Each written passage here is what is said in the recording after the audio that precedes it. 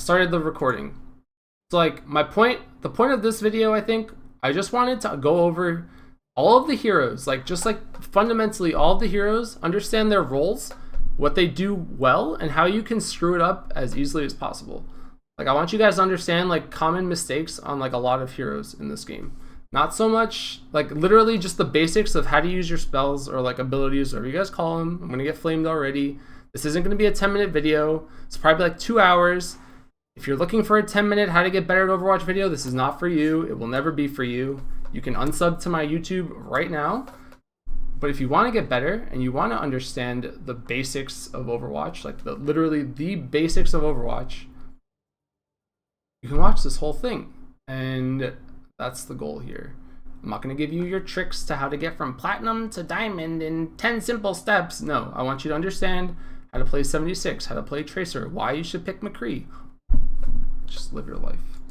Okay, let's make a custom game. Dorado, settings. Let's put some cooldowns. Pretty minimal cooldowns, I guess, because does it really matter? I don't know if it really matters, but I think having lower cooldowns is a good thing. Ability cooldown. Alright. Blue team is defense, I think. Yeah, let's go. Although I should have done offense in reality. Wait, we're going back to lobby. Imagination is the essence. I need to go defense here. Because it's easier. I need to go offense rather. Because it's easier to spawn. Traveling to Dorado. Okay, we're literally just going to go through each hero one by one. I'll start from the back, I guess, because Genji's probably like my worst hero. But we'll start with Genji, I guess, because it's we'll go to Genji last because it's probably my worst hero. We'll start with Mcree, okay? Mcree, very, very basic. You have your roll, which resets your reloads. You have your flashbang, and you have your right click. The whole point of this hero is literally stand behind your Reinhardt shield and hit heads. If you're not hitting heads, you're probably not playing the hero correctly.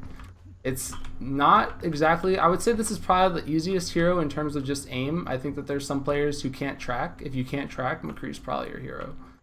If you can't play, if you're not, like if you want to just play a raw DPS duck hunt game of Overwatch, this is definitely the hero for you.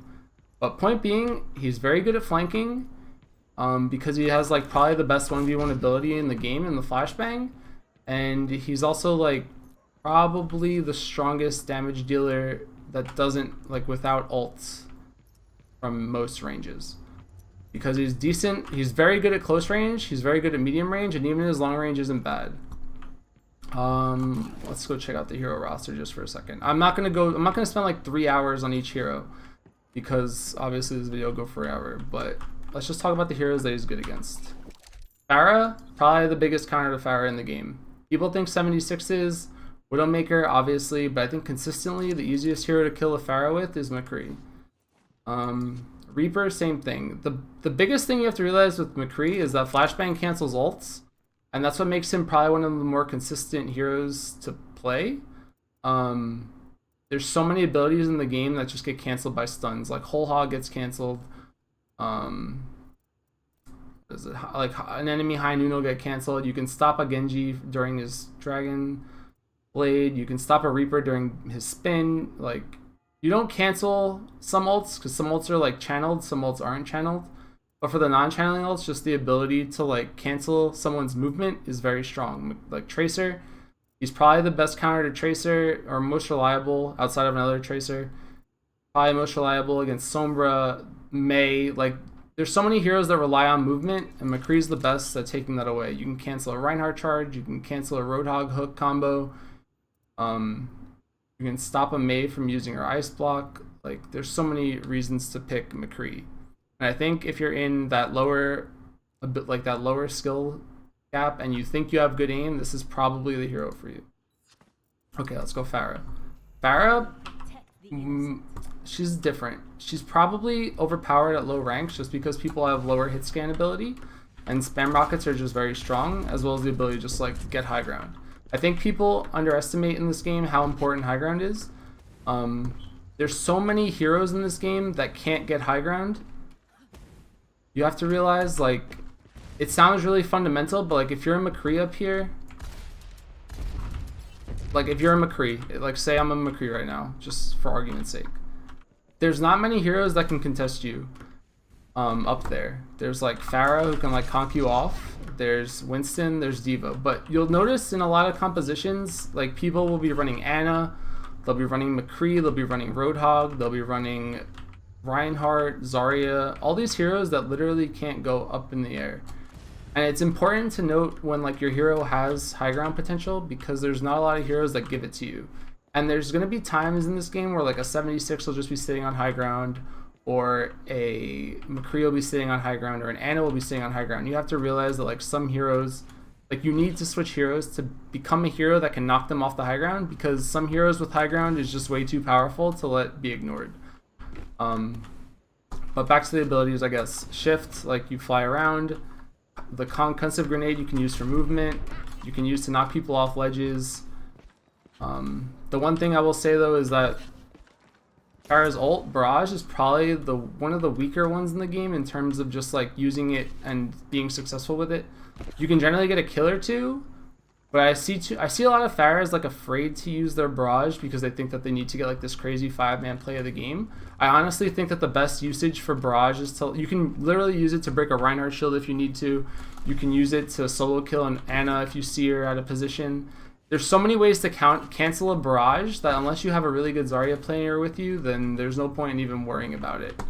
Like, you can 100% blow Barrage to get free kills on 1 or 2 players, and you shouldn't be trying so hard to go for like these crazy out of the sky 5-man rocket Barrage play of the game, sick.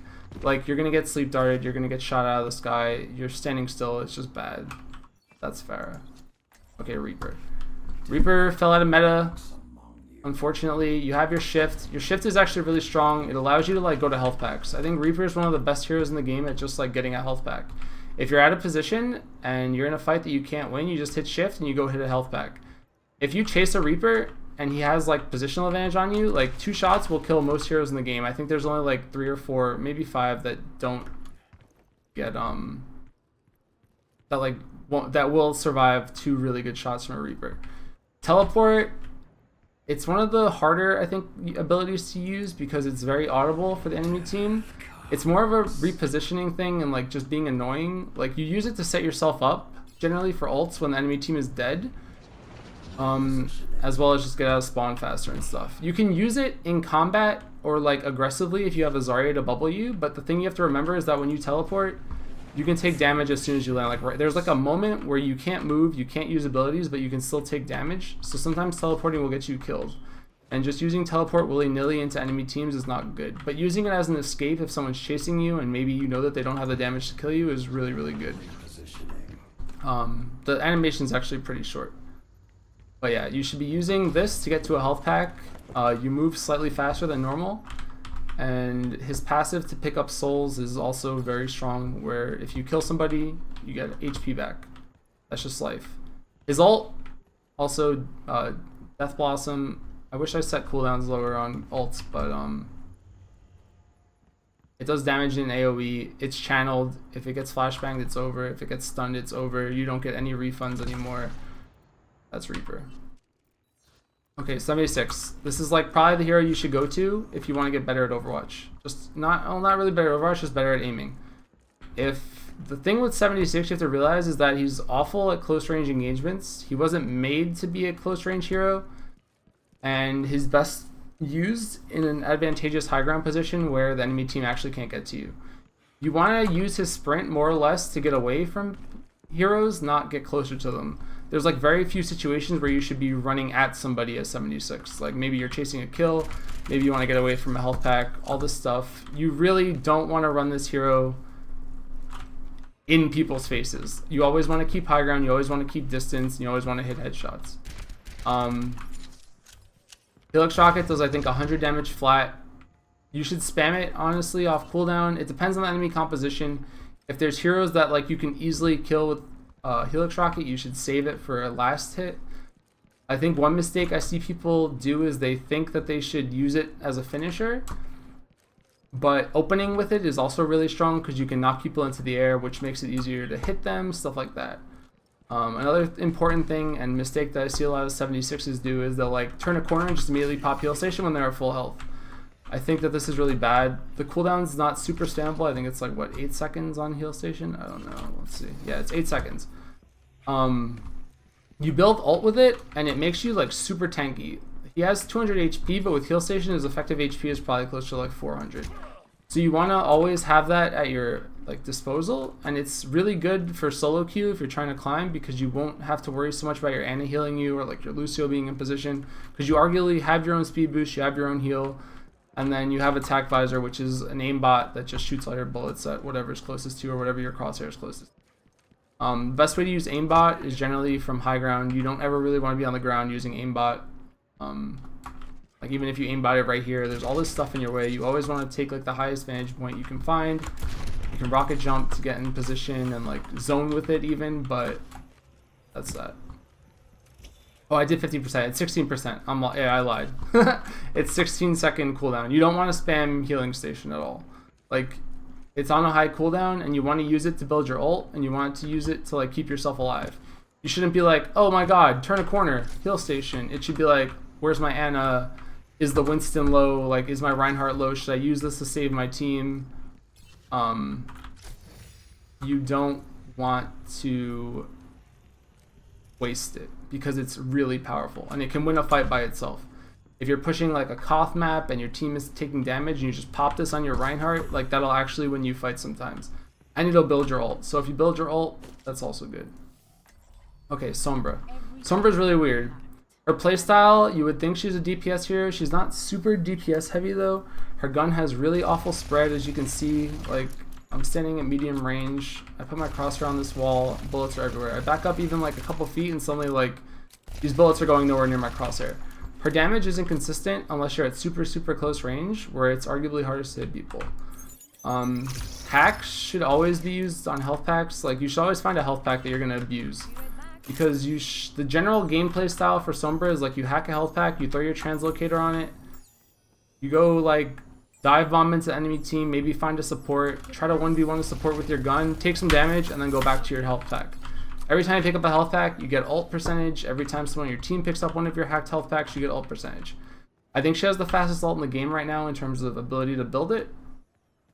But you should be using it to... You should just constantly be trying to build ult. You should be like dropping your heal. You shouldn't ever like I see players, I think, like initiate with this and they're like, oh, I'll just EMP right here. That's the easiest way to EMP because there's no animation out of the invis. When you come out of invis, there's like a small second or two where you're not doing anything, that you can't use spells. So people will initiate with this and then EMP. But generally speaking, you want to EMP supports, you want to EMP Reinhardts, you want to hack Reinhardts. You want to be as annoying as possible while still building your ult, because your ult is super strong and can win team fights straight up. But I think this hero probably relies on communication more than anybody else in the game. Okay, Tracer. Where to go? Tracer's probably the hardest hero to play well and one of the best heroes to climb with, I think. And like, I'm not saying you should just pick Tracer and climb. I think like you need to have really good aim, you need to have really good movement, and you have to have really good game sense. The biggest thing to remember when you're playing Tracer is just understand what can kill you. It has nothing to, like, there's no really wrong way. I mean, there's obviously wrong ways to play Tracer, but there's no obvious way to play Tracer. You have to figure out what's on the enemy team and just constantly be cognizant of it. And that's the hardest part of this hero, is you have to have really good game sense as to what's going to kill you. You look at this. Do they have a 76? If you have a 76, you have to figure out like what your effective health is before you have to use rewind. And that's kind of the skill, is like always knowing whether or not, one, you have blink to get to a health pack, or two, you have rewind to save yourself. If a Mcree one-shots you, like if they have a Mcree, what should you be worried about? Like getting too close to the Mcree. That's like your first priority. 76, is the 76 shooting at you? Like, am I going to die from one right click right now? And like your effective HP, you need to be using rewind to dodge the abilities that will kill you. And that's the hardest part. Like, do they have a Roadhog? What's the range I should be at for Roadhog where I won't get one shot by the right click, or won't get one shot by the left click? Or how far should I be before I can blink a hook? Does Zarya have bubble? All these things are what make Tracer hard. It's not so much about just blinking back and forth and aiming, but if you're not doing enough damage to get kills as Tracer, you're probably not playing her correctly or efficiently, and you might want to like practice her more in that regard. Rewind, I want to say it's 3 seconds it brings you back wherever you were 3 seconds ago. It's the best, it's arguably one of the best abilities in the game because it doubles her effective HP. Not exactly doubles it, but it will give you like it gives you like a big advantage because you can go in, take damage, rewind, come back and take more damage, or fight somebody, bait out their abilities, and then come back, rewind, do it again. It's not so much you should be like spamming it off cooldown as much as you should be like getting value out of it. If you can like blink in on an Ana, force her to use her Ana nuke on you, rewind, and then come back for another fight with the Ana when she doesn't have her nuke, suddenly like it's very good for you. Same with Mcree. If you can like blink in, make Mcree use flashbang, rewind, and go back at him with full health when he doesn't have flashbang, like it's very good. It purges debuffs, I'm pretty sure most of them. It purges Discord, it purges Ana nuke. It won't purge nano boost if it's on you. I think the biggest mistake I see with Tracers is not managing their cooldowns properly. If you come out of spawn on like Koth or something, you generally don't want to like blink all 3 times. You always want to have at least like 2 blinks when you go in to fight somebody. You shouldn't ever be like waiting for your blink cooldown. That's like the worst position you can be in. It should be like go in, use your blinks, maybe like dodge a few abilities, like, but there's like a weird window here where like you'll get your 4th blink up before it comes back. You want to always have like arguably 4 blinks and a rewind to get a kill, and if you can't get a kill, then like you need to work on your aim or your spacing. And spacing is very hero dependent. Like some heroes you can get really close to and they can't punish you, some heroes you can't get close to or they'll punish you instantly. Bastion is in a weird spot because he's one of the heroes I think that your entire team has to be like on the same page for, or you'll lose. Picking him blindly doesn't really work. He's one of the few heroes in the game I think that requires your entire team to be coordinated and playing around your existence. You're kind of exposed all the time right now. Like they buffed him in PTR. Even buffed, he's still going to require a shield in front of him. Like you need a pocket healer, you need a Reinhardt, you need like a lot of support from your team to make you viable. Your damage is the highest in the game. You have like arguably the best gun at just killing things. Like the spread's super small even at range. Like you just shred everything. You shred shields, you shred heroes, but you're immobile and you die. Turret form, you can't move. Normal form, you have like this shitty pseudo 76 gun that's getting buffed next patch, so it'll be better. And your ult is probably one of the most strong ults in the game, I would say. But whatever, they're going to change him in PTR, so I won't super talk about it. Alright, Hanzo. Hanzo is the hero you should actually learn if you want to solo queue climb. And like I say this not as a troll, I think Hanzo's like got some of the best, he's got the best kit for winning a game by himself, I think, out of anybody in the game right now. There's like not many heroes, like if you're running against a team that doesn't have Lucio or doesn't have a good Reinhardt or something, Hanzo's one of the, like there's obviously bad Hanzos and there's obviously good Hanzos. Scatter Arrow though might be the most broken ability in the game in just terms of like his ability to one-shot heroes. You just shoot at someone's feet with Scatter Arrow and they explode. His ult does a ridiculous amount of damage.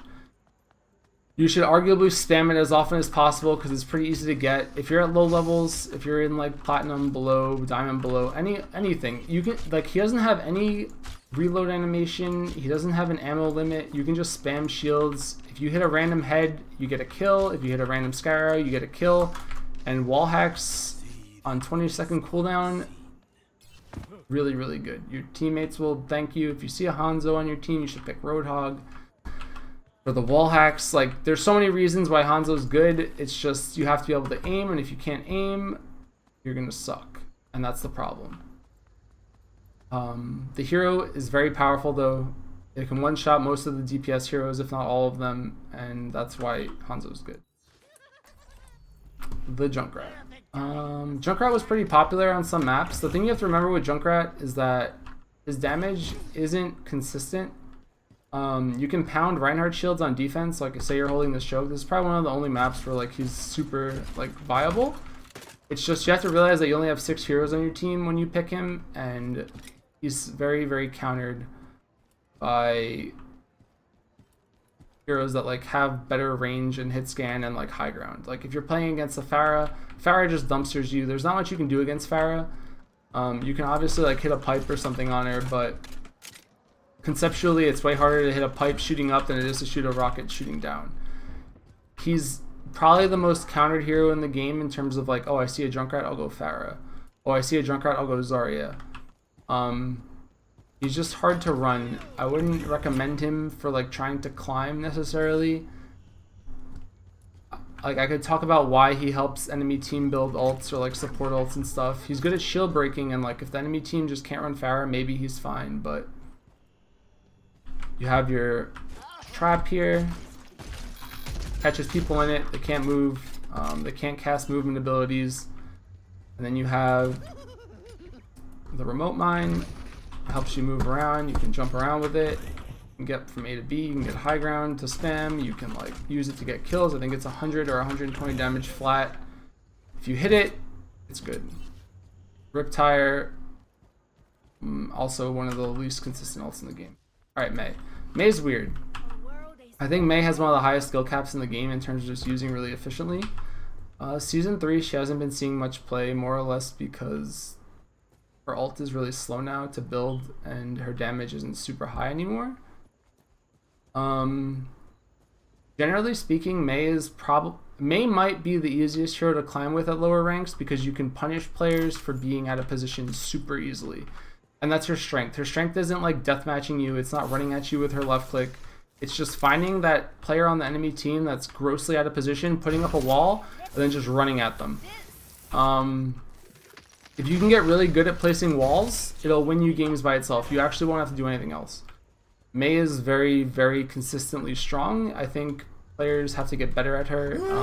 Her right click is pretty fast in turn, like headshots do a load of damage. But you should be playing around this wall. You can counter ults. If a D.va drops a bomb in front of your face, you just put up a wall. If you get graviton, you just put up a wall. If the Roadhog's out of position, you just wall them off and say, okay. The biggest strength too from Mei is that she stops Ana heals. Like if you see an Ana and you see a Reinhardt, if you put the wall between the Reinhardt and the Ana, suddenly the Reinhardt can't get healed. And I don't think people abuse that enough. She's definitely underutilized. Her ult build's really slow now because I nerfed it, but you generally just want to use that. Her ice block, she's invulnerable, she heals herself, it helps her build ult. Most heroes you should always be building ult. Her and Zarya are probably one of the biggest heroes that you should just constantly be trying to build your ult as fast as possible.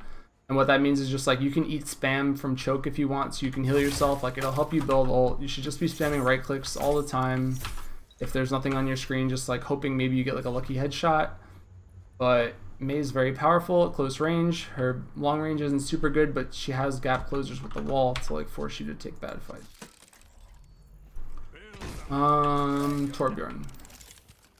Torbjorn, I would say he's awkward too. He's not awful on offense, like when you have time to set up the gun, but he's very snowbally, and if you don't get off to a good start with a Torbjorn, he feels really, really worthless. He's actually very good against dive compositions in the early stages of the game because his ability to counter a Winston is like probably next to none. I think one of the biggest mistakes I see from players is like picking Winston to Torbjorn. And the reason why it's bad is because he eventually gets, first of all, like this gun will generally prioritize a Winston because Winston's generally in your face most. So that builds ult. You don't really want to be fighting a Torbjorn gun as Winston because you'll just be standing still and then the enemy team will shoot you and Torbjorn's right click like 2 shots Winston or 3 shots Winston or something at close range. It forces Tracer to have to worry about this gun. It forces Genji to have to worry about the gun. It's just a distraction, and it gives you like that. It gives you like a 7th man on the playing field when you're trying to like take fights. So Torbjorn's very strong. His armor is very strong. It negates damage from heroes like Tracer, like from Winston. That's why he's very good against dive. It's just if he dies early in a fight or early in a game, he becomes a liability. But he's probably one of the better defensive snowball heroes in that Molten Core is just overpowered and like you can win a fight with Molten Core by itself.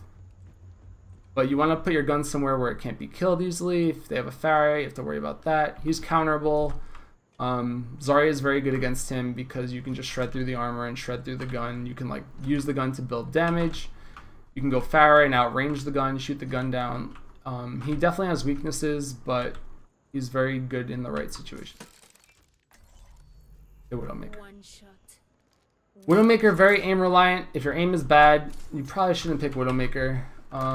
If your aim is good, there's better heroes to impact with, I would say. Most times I wouldn't pick her on defense. She's definitely mostly used on offense. The reason why you don't want to pick her on defense is because on defense dying is really bad. On offense, dying means like just try again.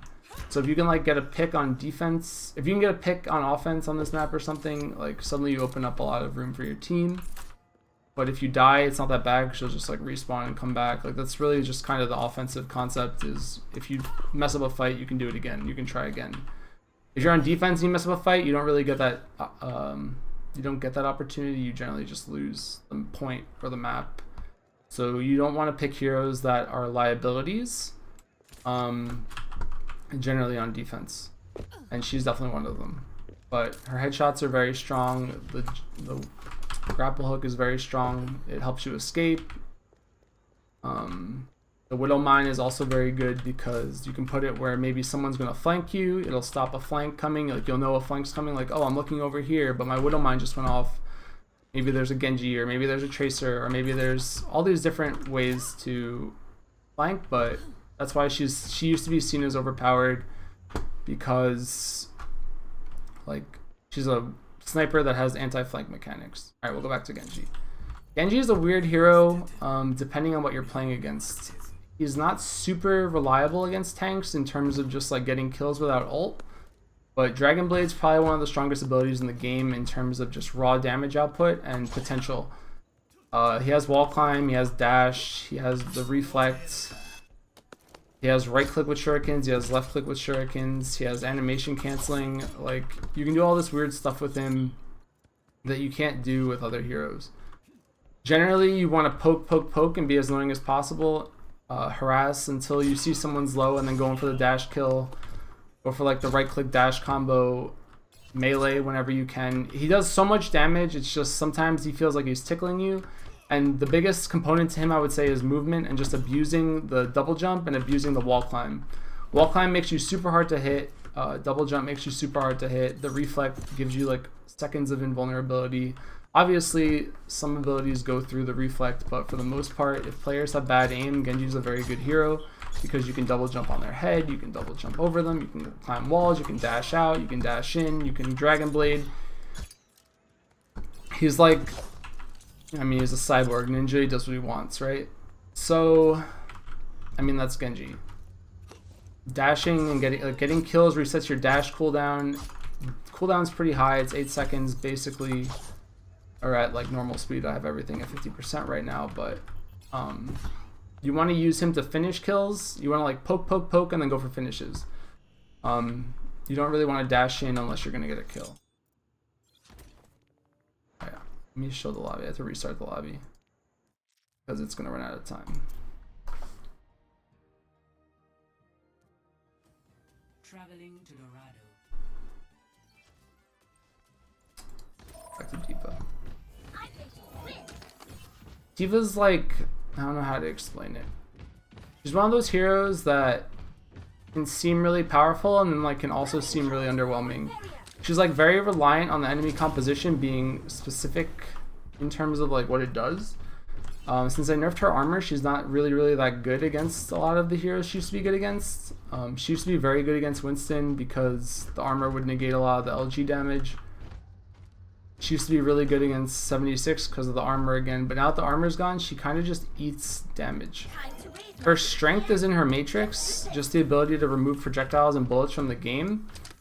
I wouldn't say she's super pickable all the time, but I will say that there's definitely situations where she's worth picking. Her biggest strength, I think, that other heroes don't have is her ability to just like completely negate an ult. You wanna like, so like say for example you're on defense and you see the enemy team has like a Hanzo and a Zarya, and you're holding glass on King's Row and you're like, okay, they're gonna graviton combo us. she's arguably the best when you know a Graviton combo is coming, or you think that you can fix it. Like, if you find a hero, like, if you can, like, isolate the Hanzo or isolate the Pharah and just stop a Barrage or stop a Graviton or stop a Dragon Strike, that's when she's really good. You can cancel a lot of ults like aimbot. It's just, she's very cooldown reliant. Her health is really high. Her ult isn't the greatest at getting kills by itself, and I mean, that's D.va. She's like an off tank, but she's not reliably pickable right now, and that's life. Okay, Reinhardt. Reinhardt's like a staple of Overwatch. There's never really been a bad, there's no like bad time to pick Reinhardt. There's no bad map for Reinhardt. There's really never a situation where you don't want a Reinhardt. You can get away with dive comp if your whole team composition's doing it, but the thing with Reinhardt is that blocking damage is just really integral in this game. Since there's no ammo restrictions in Overwatch, like everyone has infinite ammo, the ability to block damage arguably slows down enemy ults, and slowing down enemy ults gives you advantages. So like, while he's very good at blocking damage and keeping your team alive, his like biggest strength arguably is that he's, every time he blocks damage, he's slowing down ults on the enemy team. And there's a lot of chokes in this game that are like the width of a Reinhardt shield, like this one for example. I see a lot of teams try to push Dorado with a Reinhardt, but like literally just holding this blocks all the damage behind him. I would say 9 times out of 10, if you have no Reinhardt on your team on offense, you'll probably lose. Assuming that you're not running like a dive comp or something. You should generally always have a Reinhardt. Earth Shatter is overpowered. Charge is a free kill. Fire Strike does a lot of damage, and the shield is just the shield. I could talk about shield management, but I think that might be too advanced. You generally don't want your shield to break. If at any point in time you feel like your shield's gonna break, or you know your shield's gonna break, you should start walking away immediately so that your teammates know. I think one of the hardest parts of Overwatch is like communication, and I see a lot of players like, oh, my Reinhardt shield is low, and they just won't move. So you either have to like say, okay, like my shield is low, like in voice comp say like, hey guys, my shield's breaking, blah blah blah.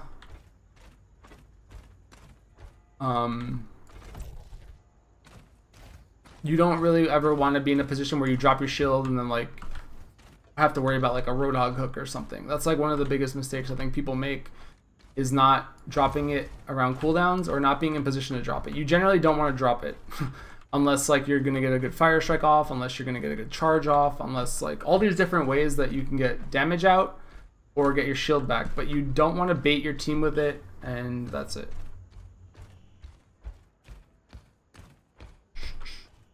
What do we got? We got the Hog. Okay, Roadhog is like this weird hero that is always good right now. The reason why it's always good is because Roadhog hook is like, I mean right now it's on 6-second cooldown, but it'll be 8 next patch. The ability to get picks in this game is very rare. I mean, there's obviously a lot of abilities that'll get you a free kill, but the thing with Roadhog is that even if he doesn't get you a free kill, he pulls you out of position. So the ability to reposition heroes is arguably overpowered in a game of movement. Like, it's like a stun and a relocate. You can take a Reinhardt like from the choke all the way to you right here. Like, that's super good.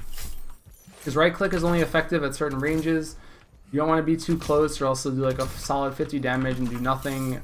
You want to find that like sweet spot where it explodes and then hits the wall and does 1,000,000 damage. He has multiple ways to kill people. He has the right click, he has the hook and left click combo, and then he has his ult, which is channeled, so you can interrupt it with a stun. But his strength is more or less shield breaking. You can just right click Reinhardt shields, you can right click heroes at range. Like, he just puts out a ridiculous amount of damage. He has a self heal, which is also really good, but you want to just play around your hook cooldown most times. If you're not playing around, if you don't have hook up, you should be breaking shields. Like a never-ending cycle of that. Winston's in a weird spot right now. I think he's very good. It's just hard sometimes to run because heroes like Roadhog, heroes like D.va, heroes like Ana even are like really good right now against him, just because like how good Sleep Dart is. The Ana nuke will destroy your ult.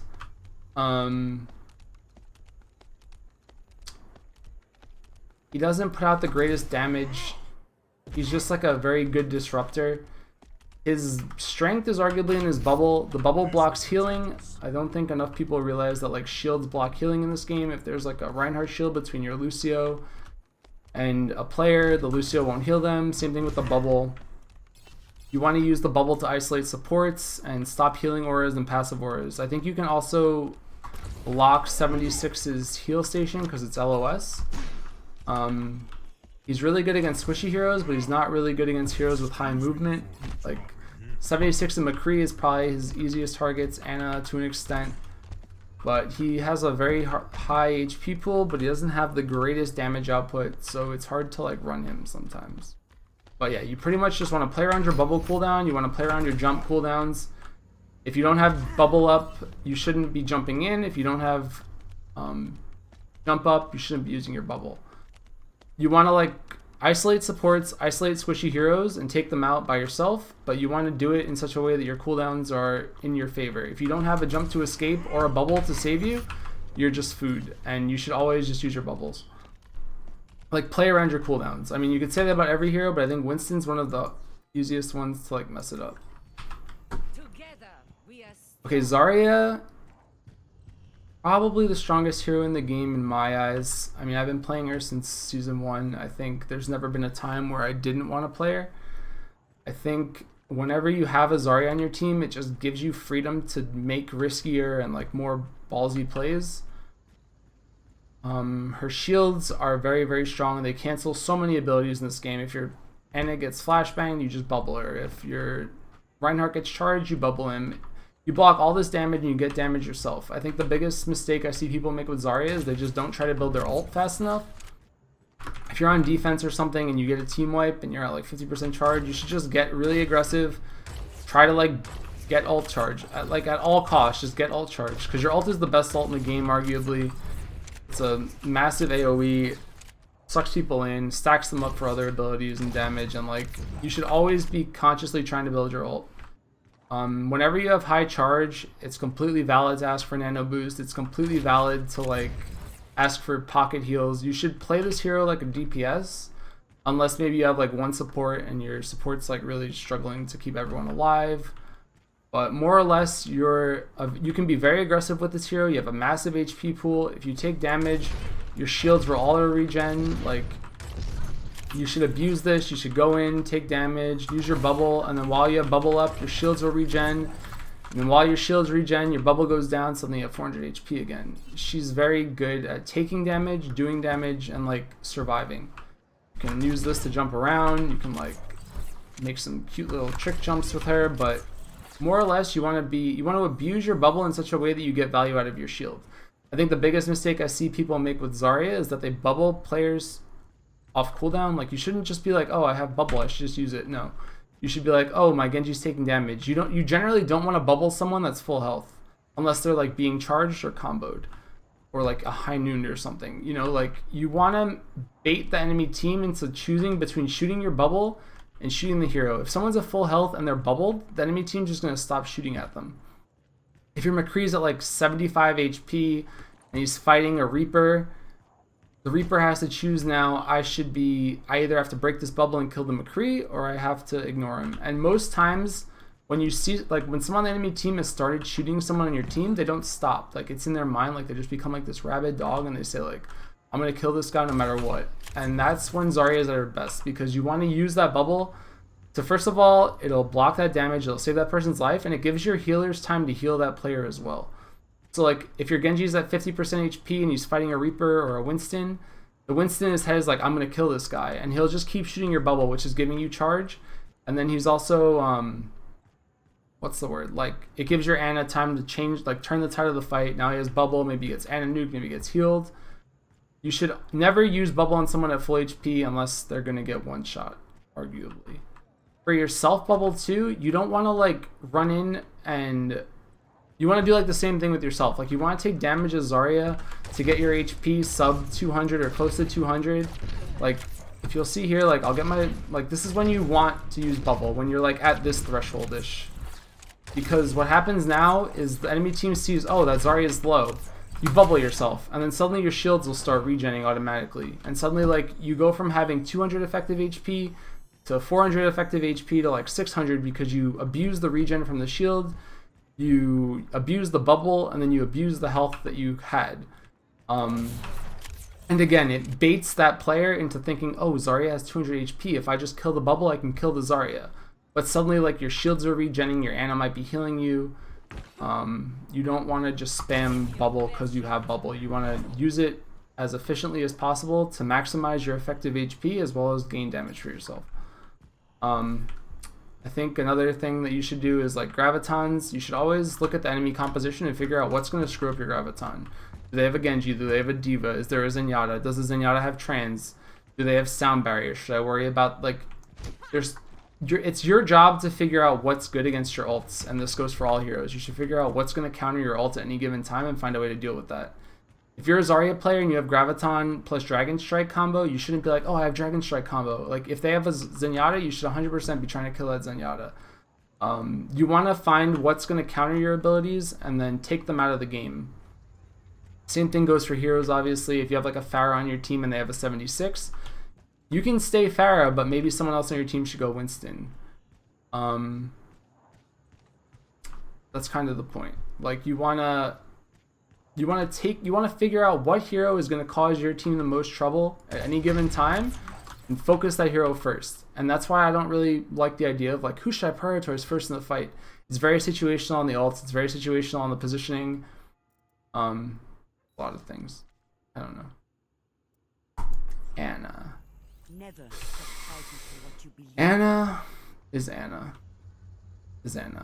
You have Sleep Dart, which like stuns players for 5 or 6 seconds. It's insane.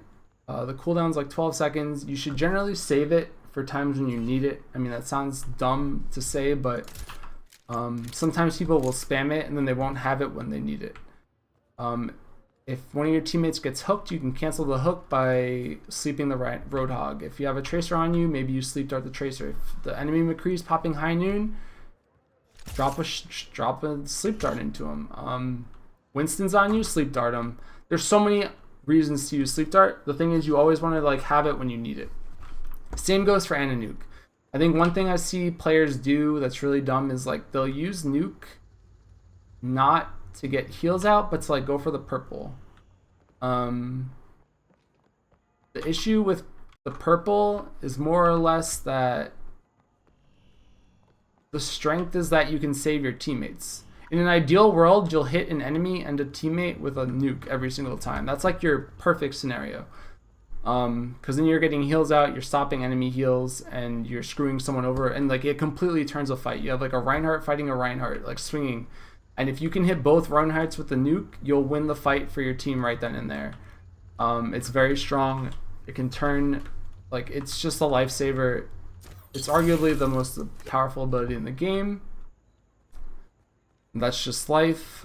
But you should be like, you should say, oh, Reinhardt, I have my nuke. Like, you can play aggressive, go for the charge, I'll nuke you. It just wins fights. Like, the purple wins fights. If you hit somebody with the purple, just call out, you know, that person's anti-healed, they can't heal, just kill them first. It's very good against Roadhog, it's very good against 76. It's just really good. You should save it for yourself if you need it. It's arguably one of the best Tracer deterrents. It's one of the best Genji deterrents. If they have flankers, maybe you should prioritize saving yourself with it. If they don't have flankers, you should just like, you can go for those aggressive throws, but if you're ever under pressure, it's probably best to save it for yourself. Nano Boost, 50% damage and 50% reduction. It's really good with DPS abilities. It's really good at saving someone's life. If your Reinhardt's getting charged, he has Earth Shatter, you know he's going to die, you can save him with it. 50% ult resistance is, or 50% damage resistance is nothing to scoff at. It's very strong. But you should be using it generally as often as possible. Ana doesn't really have trouble building ult. It combos really well with Barrage, with Death Blossom, with Dragon Blade, with just a Zarya, like a normal fully charged Zarya, a Roadhog with that's ulting. Like 50% damage amp on some ults is just really good, and you should be looking for combos or saving people's lives. You can use it even just to like win a fight, but I don't want to get into when to ult. Like, I'll do that in another video. We get deeper into it. Okay, Lucio. Lucio's awkward as a hero because he doesn't really do a lot of damage, and I feel like a lot of players think that like by playing Lucio they deserve some like pat on the back or some shit. And like that their SR should be climbing at the same rate as their Mcree player that they're duo queuing with, because I don't think they understand the intricacies of this hero. He's more than just a heal bot. I mean, obviously he's a heal bot. I call him the Roomba, but you don't. There's a lot that can go into Lucio that I don't think a lot of people understand. Cooldown management is super important to know. Just being like, you shift from heals to speed. Amping it up amps your speed or it amps your heals. But you want to save your amps for when you need them. If someone on your team is about to die, amp heals. If someone on your team is chasing a kill, amp speed. If they pop ult, amp speed out. But you can use your cooldowns poorly and then not have them. If you use, I think one mistake I see a lot of people make too is like they use their amp to get out of spawn. And you're like, oh yeah, I'm getting out of spawn, like on like payload maps or something. And you'll get to choke and then you'll be like, oh, now what? We have 10 seconds. Like, you want to use it when you respawn. Like, you want to use it when your team's with you. You don't really want to use it just for yourself to get back to a fight faster, because you want like that initial surge, and if you're waiting around for speed boost, that's really bad. But another thing I think people don't realize too is like just the existence of a Lucio is very powerful. Speed boost is very powerful. Getting through chokes faster than, like, rather than slower is very powerful. Being able to cancel abilities, I think, is one of the best reasons to pick Lucio, and you should be like very cognizant of what's going on around you. They have a Mcree, and you see your tracers going in. Maybe you follow the tracer and try to like boop the Mcree that flashbangs your tracer. Maybe you try to boop the Reinhardt that's charging your Reinhardt. Maybe you boop the Roadhog that just hooked your Roadhog. There's so many reasons why boop is really strong, and I think using it effectively is one of the hardest things in the game for some players. Obviously, environmental kills are strong, but you should get used to the range. You should always be spamming for damage. It'll look dumb, it'll feel dumb, but every headshot you hit gives you like 1 or 2% more ult, and Lucio's ult build's pretty slow, so if you can get damage out with this hero while also like being in really good position and using your cooldowns well, you can win games that way actually. So I won't go into what makes a sound barrier good or bad right now because I'll save that for another day, but like that's, I think, his skill cap is how you use your abilities and how effective you are at your sound barriers. Did you counter something? Did you use it at a bad time? All these things, but point being, one of the best heroes in the game just because speed is irreplaceable. Okay, Mercy. Mercy's a weird hero because Mercy's overpowered at low ranks but super reliability at high ranks. As you get higher into the ladder, I think people realize how to deal with Mercy. At low ranks, you can like hit a 5-man res and people be like, oh my god, they just res the entire team. How do we deal with this? But at high ranks, you'll get flanked, you'll get shot at, people will prioritize you, a Tracer will come kill you, a Genji will go after you, Zaryas will graviton you just to kill you. Like, all these heroes will get in your face, Winston, everything. Her skill cap's pretty high. She's only really good at with heroes that can abuse the fly. If you're not using Guardian Angel to get to people and you don't have heroes that can get you high ground, it's not really worth running, I would say, most times. If you can get high ground with her, or like you're damage boosting specific heroes, like Mcree is very good to damage boost, Pharah is very good to damage boost, 76 is really good to damage boost. It's good, but again, her ult is very hit or miss. Sometimes reses can be game losing. You res a Roadhog, for example, or a Reinhardt into an enemy Zarya that has high charge and the Zarya shreds. Suddenly, like, you fed the Zarya ult, you fed a lot of teams ult. She's hard to play well, and her reses are also very hard to like judge when they're going to be good. So like, while she seems like that basic easy healer, she probably has the biggest potential to throw a match and win a match. Because I've definitely seen clutch reses win games, but I've also seen very unclutch reses or just reses that never happened. So you need to babysit this hero, which is why I think trying to climb or play any form of solo queue with her is a mistake. I'll talk about tempo reses later in a different video, I think, but generally speaking, this hero is not worth trying to climb with, more or less because of your reliance on your teammates, and just being able to like survive is very difficult. Okay, Symmetra. Symmetra is another one of those heroes that I think people play oddly. My win rate with Symmetra is actually ridiculously high. Like, I'm not trying to brag or anything, but like, I think, alright, say I'm on defense. I see people do this a lot, where they just come up here and they'll just like throw all 6. And like, I don't know if this is I never think that this is good. Because what happens is like, you'll put all your stuff on cooldown. I guess if you get speed boosted, it doesn't matter. But you'll put all your turrets on cooldown and then you won't have time to get them like back up. I think that this is wrong, because if they come out of spawn and see you or something and like you don't get any charge, like, I mean, obviously if this hits like 6 people or something, you can get ult and immediately. But relying on that past like diamond isn't really that good. I see pro players do this too. I don't think it's good. Like, a Zarya just comes out of spawn and bubbles somebody, suddenly the Zarya has high charge and you have no ult. You want to put your turrets in spots where like they're just annoying. I think like the ceilings of a lot of rooms are super annoying. Like, you come through a room and you feel a turret on you. The first thing you're going to do is you're going to turn left and right. You're not going to look up, alright? You want to like generally put them up. Up is like the most annoying shit. I mean, you don't want them to be in range when you walk through the door, but like, up is really annoying. Putting them on like little alcoves like this, like someone comes through this choke and suddenly like they're getting hit by turrets, but they have to like look up to get them. The thing that people don't realize is that like, if you have to look into the air, you're not looking at the people that are shooting at you. And that's like the strength of this hero, is it forces you to have to like adjust your aim in like these really stupid angles that you never would be looking at. So you come through choke and suddenly like you're like, oh, I wonder if there's a tracer here or a Mcree over here or the Reinhardt there. But then like you have this stupid annoying little mosquito turret just shooting you in the back and you're like, what do I do about this? Her ability to force you to turn around is incredible. And that's what makes her strong. You should be putting up turrets that are going to do damage and just force the enemy team to like feel really uncomfortable with what they're doing. If they have a Genji or like a Winston that you know is coming, you should 100% put turrets where you expect the Genji to go. She's just like, you don't have to put up a turret nest. You can put up like 1 or 2 and all this stuff, whatever. I just think like a lot of people play her wrong. But like, your strength is just holding down right click and spamming chokes at like really obnoxious angles. Like, for example, sitting right here and just spamming this angle is obnoxious. Like, what do you do against this? You have to commit so hard to kill her. You're hitting like the entire choke, the entire width of the choke.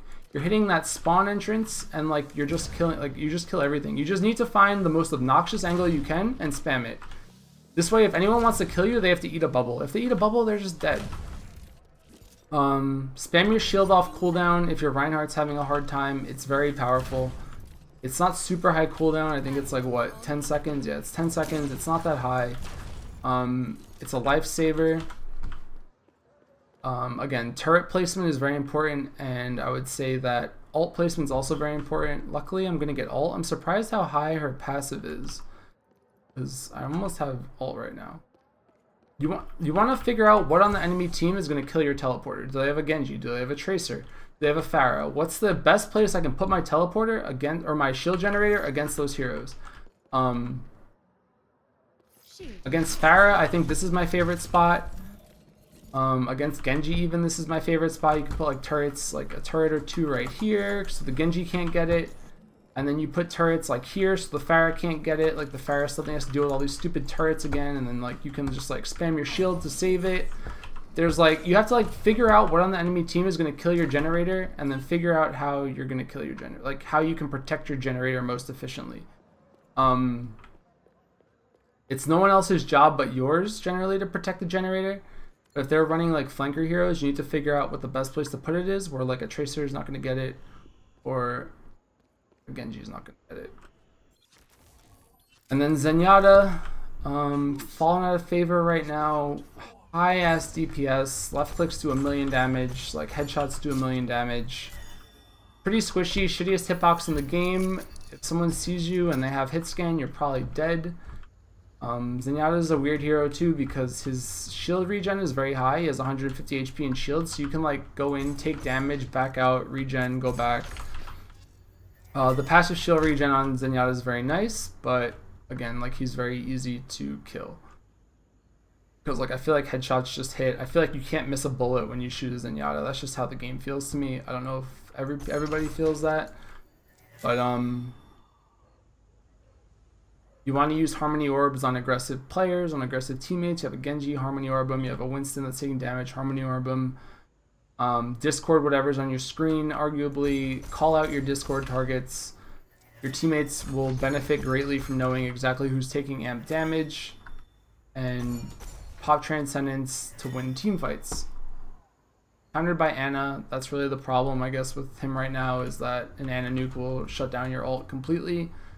But still pretty reliable against like Hanzo Graviton combos for the most part. Very reliable against like Tracers, not against like dive comp, but against like Winstons. Like if there's a Winston on your team, you go Zenyatta, you can kill it pretty fast. Struggles against dive because this hero has no mobility. You just kind of walk around and shit and rely on your teammates to save you, which is kind of awful, but I mean, that's Zenyatta. You have Harmony, you have Discord.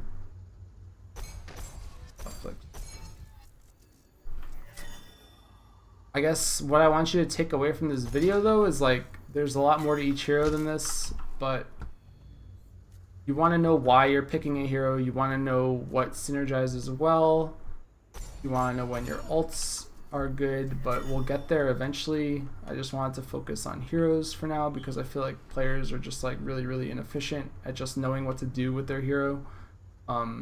There's a case to be made for the player that's like really good at Mcree but then switches to Tracer and is like playing Tracer like he's playing Mcree, and you wind up like messing up because your positioning's bad because you're not used to that hero. But each hero has a different playstyle and a different positioning advantage for themselves that like I think it's important for people to like try to figure out for themselves.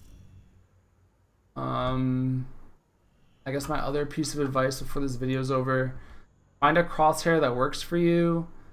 Find an FPS, like figure out the graphics settings that'll get you the most FPS. If you have to close programs in your computer, do it. Discord will lag you, Chrome will lag you, streaming will lag you, Spotify will lag you. Don't listen to music when you're trying to climb because it'll distract you. Abuse audio. Like audio is very important in this game. You get your footsteps through walls. Get used to audio. Play the game enough times that like you'll understand whose footsteps are whose. Find a sensitivity that works for you. I think that's another thing I want to touch on. Like I use 800 DPI at 6. I know some people use 800 DPI at 5, at 7. I think anything outside that range though, the game will get very hard for you. I did Genji. The reason why I think it's important to have a sensitivity that works across all of the heroes is very simple. It's more or less like you want consistency.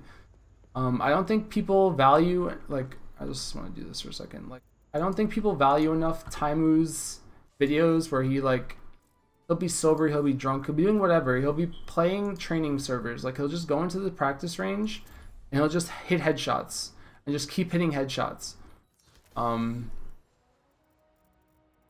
And the importance there is that you build muscle memory. And like if you switch your sensitivity on different heroes to the point where like just tracking between heads back and forth is different from 76 to Tracer, like every time you switch heroes, your mouse will feel different and you'll have to relearn your sensitivity like over and over and over. And that's really bad because you just want to keep building that muscle memory. You want to be able to be like, oh, and like just bring your mouse across and like control your spray and like all this stuff. And the thing with Tracer, I think, is what should dictate your... Tracer and Genji should dictate your sensitivity. Like, you want a sensitivity where you can reliably aim as Tracer at close range, like where you can just like be like, okay, I'm gonna kill this bot, I'm gonna kill this bot. But you have to realize too, like you have to be able to like do this and just like quickly turn around to like kill the bot again. If you're blinking past the bot and you're like, I can't find the bot now, like that's really bad. And I don't think people realize how bad that is. Like you want to be able to just like blink around and immediately adjust your crosshair. And same goes for Genji. Like you always want to be able to swap between a blink and tracking. And the lower your sensitivity is, the harder that's going to be. And the harder that is, the less amount of kills you're going to get. And the less effective you'll be on specific heroes. And I don't think you want I mean, some players are really good at switching their sensitivities and like don't really even care about sensitivity or like reliance. There's like some people, I think like Clockwork will like switch his sensitivity every day. It like doesn't matter to him because he doesn't aim by muscle memory. He aims based off of like his crosshair only. But you want to be able to like blink 180, and like if you can't blink 180 within like whatever time frame that's super quick and super fast, and like you just get used to it, I think that's bad. I'm sure that players are going to be mad at this and be like, oh my god, Flame told me to lower my sensitivity, but I've been playing at 1600 DPI and 25 this entire time, and I just use my wrist and like all this shit. But if your aim is bad because your mouse control is bad, that's a thing, and that'll affect your win rate, and that'll affect your kills. I see a lot of players pick Tracer and they don't finish kills, and you'll watch people be like, oh, if he had just hit 2 or 3 more shots, they would have won that fight. And that's very true, and that happens a lot, especially when you're dealing with heroes like Ana, like Roadhog, where every little split second of you not getting that kill could be like the difference between a cooldown coming off, like take a breather on Roadhog, or Ana's nuke, or a sleep dart coming back for you to die, or flashbang comes back. You need to go in and get kills as fast as possible on like most heroes in this game, and if your sensitivity is holding you back, you're gonna lose. I don't really have any aim drills. I don't really do aim drills. Most of my stuff is very muscle memory. I've been aiming forever. But you just want to like be able to like track the bots and like aim between the bots and like just be able to blink and adjust. Like, but you see what I mean? Like it has to be high, but not so high that when you're playing heroes like 76, you're like missing every bullet, you know? Like you want to be able to like run around, control your movement, control your crosshair, and then like also be able to go between like bot to bot, you know? Like it needs to be so low that you can strafe and track, but also so high that you can stand still and track. And it's not an easy balance to find, and I think that it's important to do so though. Very specific, do I use special binds for Tracer? I don't think you should use shift for blink. I also heard that you shouldn't use Q for ults because it means you can't like hold W or A at the same time, which is definitely valid on all heroes.